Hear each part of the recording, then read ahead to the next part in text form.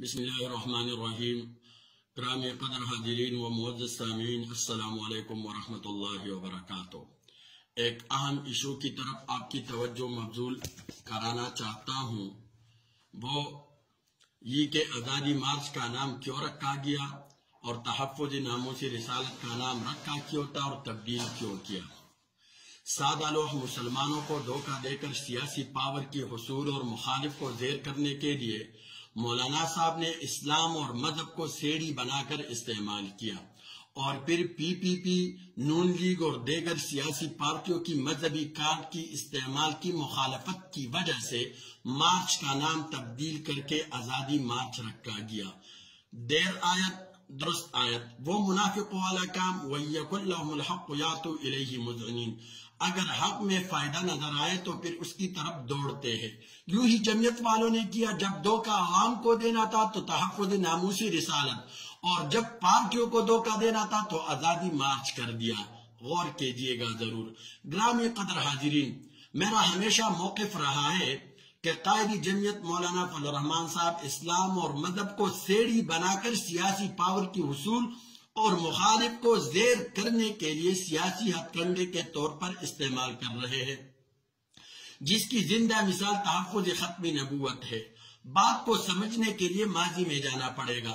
ملعون مرزا غلام احمد نے 1889 میں جماعت احمدیہ کی بنیاد رکھی، تو ان کے ساتھ ہی قادیان جماعت احمدیہ کا عالمی مرکز رہا اور احمدی خلفاء کی جائے رہائش اور مرکزی سالانہ جلسے کا مقام بھی قرار پایا.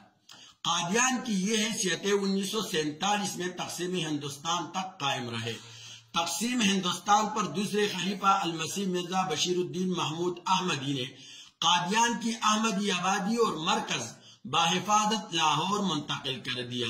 پاکستان منتقلی کے بعد قادیانوں نے اپنے آپ کو مضبوط کرنے کے لیے ہر قسم کے حربے استعمال کرنا شروع کر دیے، اور قادیانیوں کی نفاذ قادیانیت کے لیے سب سے مضبوط حربہ ہر دور کے حکمران طبقے پر بیرونی عالمی سطح کے اثری رسوخ استعمال کرنا.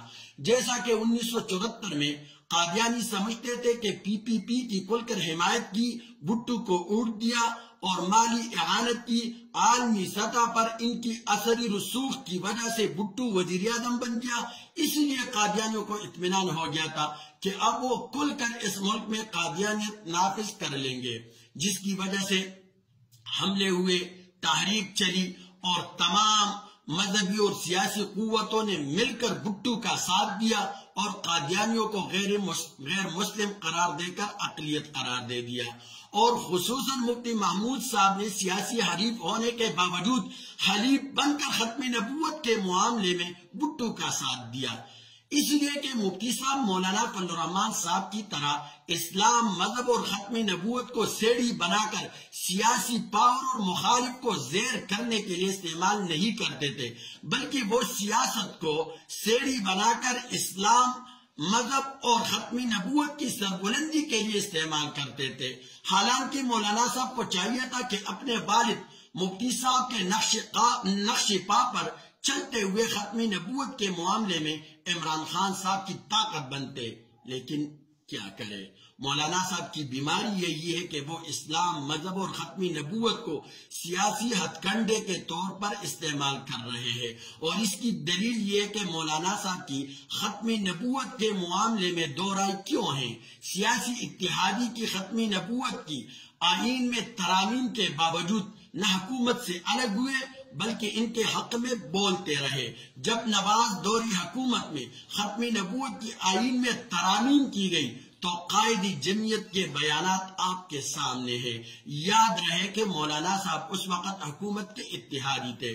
مولانا صاحب کا پہلا بیان تھا کہ ختم نبوت کے حوالے سے شک میں ترامیم پروپیگنڈا ہے. دوسرا بیان، شک میں ترامیم کی گئی لیکن اس سے کوئی فرق نہیں پڑتا.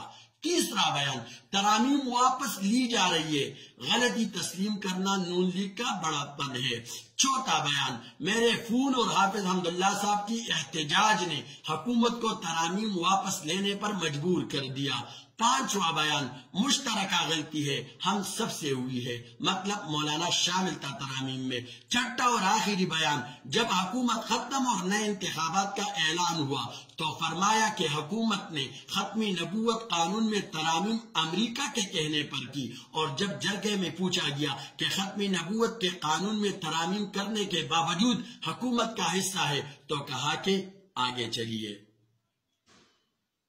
اور اس حکومت کے لیے الگ رائے، نہ اس حکومت میں ترامیم کی گئی ہے نہ اندیشہ ہے، اور وہ آئی سی اجلاس میں وزیر اعظم صاحب نے جس انداز سے خاک شائع کرنے والوں گستاخوں کے خلاف بیان کیا، یقیناً عمران خان داد کے مستحق ہے، لیکن کیا کرے، تحریک انصاف ان بدقسمتوں میں سے ہے جس کی خیبر پختونخوا میں حکومت ہے، اور جس کی خیبر پختونخوا میں حکومت آتی ہے مولانا صاحب ان کے خلاف مذہبی کارڈ کا استعمال کرتے ہیں۔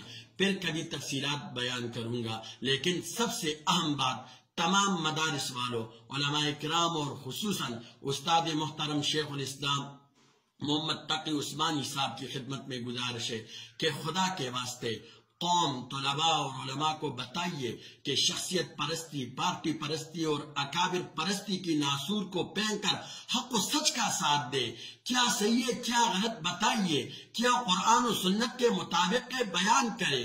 کیوں مولانا صاحب سیاسی انتقام کی جوش میں ختم نبوت کے معاملے کو متنازع بنا رہا ہے؟ کیوں حضور صلی اللہ علیہ وسلم کی خاتم النبیین کی حیثیت کو تقسیم کر رہے ہیں، اور کیوں لوگوں کو گمراہ کر رہے ہیں، اور کیوں ختم نبوت کی اصطلاح کی توہین کر رہے ہیں؟ خدا کے لیے مسلمان بن کر فیصلہ کرے کہ کسی بھی جماعت کے کارکن بن کر نہیں، بلکہ مسلمان بن کر قرآن و سنت کا جو مطابق ہے وہ بیان کرے اور قوم کو بتائے۔ والسلام۔